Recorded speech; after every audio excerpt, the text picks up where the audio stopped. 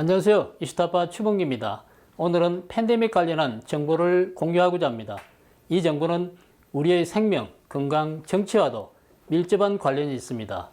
미 대선은 여러 가지 의혹과 잡음이 많았지만 외형적으로는 일단락 되어가고 있는 것으로 보입니다. 그런데 이번에는 바이러스가 전 세계로 빠르게 확산되고 있습니다. 현재로서는 지구상 최대 이슈가 아닌가 생각합니다. 묘하게도 바이든이 대통령에 취임하는 당일 WHO는 지난해 5월 공지한 유전자 정폭 검사에 대한 가이드라인을 공식 업데이트했습니다. 현재 중공 바이러스 진단 검사는 일반적으로 유전자 정폭 PCR 검사를 사용하는데 PCR 검사에 결함이 있어 가짜 양성 반응이 많이 나오고 따라서 공식 발표된 바이러스 감염 수치가 부풀려졌을 수 있다는 것이 WHO의 입장입니다. 한편 최근 몇 달 동안 많은 과학자들이 미국의 중공 바이러스 데이터가 부풀려졌다는 의문을 제기해 왔습니다. 만약 WHO가 업데이트한 새로운 지침에 따른다면 미국의 중공 바이러스 감염자 숫자가 신기할 정도로 큰 폭으로 떨어지는 현상을 보게 될 것입니다. 한편 바이든은 취임식 직후 몇 시간 만에 구테레스 유엔 사무총장에게 서한을 보내 미국의 WHO 탈퇴 계획을 철회하겠다는 뜻을 밝혔습니다. 탈퇴 효력은 올 7월에 발생할 예정이었습니다. 이어 바이든 정부의 국립 알레르기 전염병 연구소 소장과 수석 보좌관을 겸하게 된 앤서니 파우치는 이날 WHO와의 하상회의에서 미국은 WHO 일원으로 계속 남을 것이며 또한 바이든 정부는 WHO에 대한 정기적인 참여를 재개할 것이고 이 기구에 대한 재정적 의무도 이행할 계획이라고 말했습니다. 작년 11월 9일 미국 제약사 하이자와 독일 바이오테크 기업인 바이오엔텍은 공동 개발한 RNA 백신이 대규모 임상 실험에서 90%의 예방 효과를 보았다고 발표했습니다. 전 세계를 흥분시켰던 이 희소식은 공교롭게도 좌파 매체들이 지난해 미 대선 직후 바이든의 대선 승리를 인정하면서 나왔다는 점입니다. 이 우연의 일치는 당시 많은 논란이 되기도 했습니다. 트럼프가 백신 개발을 위해 그야말로 엄청난 노력을 했지만 화이자는 트럼프에게 힘을 실어주지 않기 위해 대선 전에는 의도적으로 이 희소식을 감췄다는 의혹이 제기됐습니다. 의혹이 사실인지는 모르겠지만 이 우연의 일치가 바이든에게는 좋은 일이 되어 돌아갔다는 점을 주목하지 않을 수 없습니다. 언론들이 바이든의 대선 승리를 인정하자마자 백신이 개발되었고 이번에는 취임 선서를 하자마자 곧바로 검사 지침이 수정됐고 감염자 수도 감소하게 됩니다. 이 둘 사이에 뭔가 연결고리가 있는 것이 아닌지 참으로 궁금합니다. 믿기 어려우시겠지만 공산주의 궁극적 목적은 하나의 이데올로기로 전 세계를 장악하는 세계 공산주의 정부를 수립하는 것입니다. 중공을 비롯한 공산주의자들은 이 같은 노력을 한시도 포기한 적이 없습니다. 미국의 극자 글로벌 리스트들도 마찬가지로 국가의 개념을 뛰어넘는 국제적인 세계 대정부 수립을 원하고 있습니다. 전 세계 엘리트 계층이 전 세계 각 분야의 자원에 대한 오랜 독점과 통치를 실현하고자 한다는 것입니다. 이것이 바로 그레이트 리셋입니다.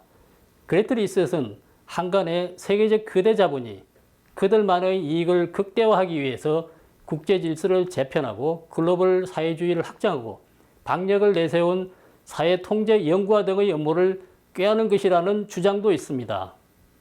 이들 글로벌리스트와 공산 독재 정권이 전 세계를 장악하려는 야욕은 똑같다는 점입니다.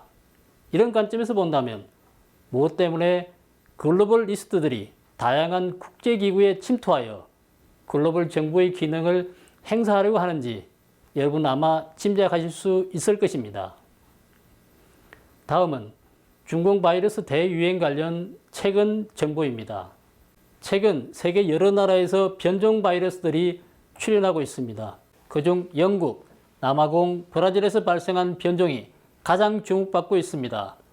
중국에서도 발생했다고 하는데 중공 당국이 관련 소식을 차단하고 있어서 자세한 내용은 알 수가 없습니다.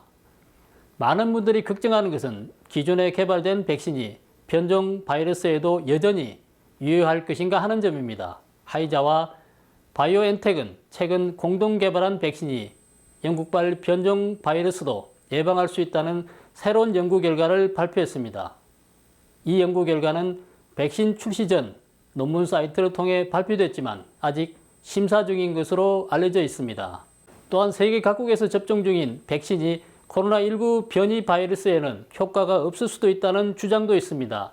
미국 월스트리트 저널은 현지 시각 22일 화이자와 바이오엔텍이 공동 개발한 백신은 영국발 변이 바이러스에는 효과가 입증됐으나 남아프리카 공화국 변이에는 아직 검증된 결과가 없다고 전했습니다.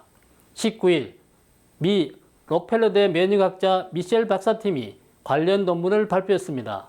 그들은 영국, 남아공, 브라질에서 발견된 변종 바이러스를 대상으로 연구를 진행했고 모데나와 화이자 백신 접종자 20명의 혈액 샘플을 채취하여 연구한 결과 백신을 접종한 사람들 중 일부 사람의 항체에서는 변종 바이러스에 대하여 기대한 만큼의 효과를 거두지 못하고 있다고 합니다. 다시 말해서 돌연변이에 따라 항체 활성이 최대 3배까지 줄었다고 합니다.